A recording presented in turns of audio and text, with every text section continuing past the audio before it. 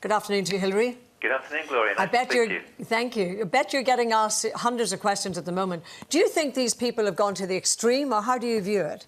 Yes, it's completely hysterical to react like that. We don't have an Ebola problem as such in this country. We do have to be very careful about people coming into the country who might be carrying it. But for the people like you and I and your audience, there's no risk at all at this stage. It's only really of risk to people nursing people with florid Ebola in hospital. You see, the big question a lot of people is asking, is it airborne? I mean, because we've heard various reports about, you know, maybe the aftermath of somebody who sadly died from Ebola. I mean, how that becomes airborne, the actual stuff, if you like, without going into the details. So is it airborne or not? No, it's not. There's no evidence that Ebola virus is airborne or will become airborne. It never has been in the two previous outbreaks. What we do know is it's transmitted by direct contact. Now, if you're a nurse or a doctor very near a body, whether it's alive or a dead body, who's had Ebola, then it's possible that there are some particles in the air from the body fluids that have dried that you might inhale. But it is not a respiratory illness like chickenpox or measles, the common cold or the flu. So people aren't coughing and sneezing it into other people's mouths and faces, and they're not picking it up that way. But you see, people like Jonathan Ross and the situation we cited this morning about the father who's taking his child out of school because the school won't let them wear a face mask. Is a face mask worth it, or would you say not to, or what would you say to that? No, absolutely not. First of all, we don't have people walking around in the community in the UK with Ebola virus.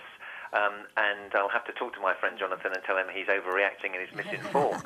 But this reaction of taking children out of school wearing face masks is complete hysteria.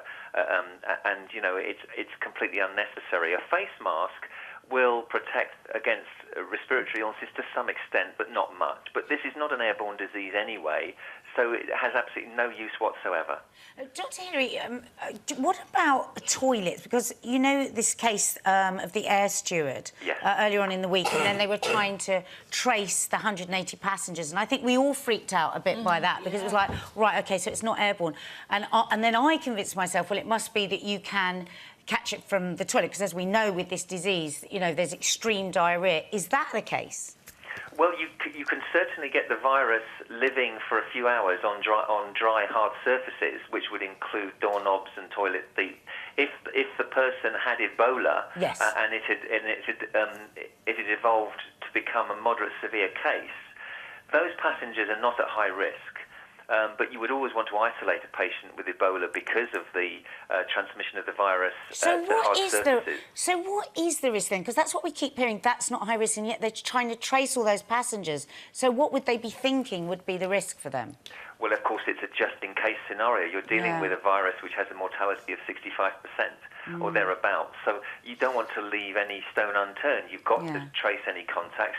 That nurse should never have been allowed to travel with a temperature. And there has been an element of complacency. But if they really want to contain this virus, they've got to contain it in West Africa and stop people travelling. Do you think, Dr. Hilary, that that we can help by using sanitisers? Would that help if you had actually touched something where someone had got the disease and touched the same area? So would ordinary soap and water, to be honest. Really?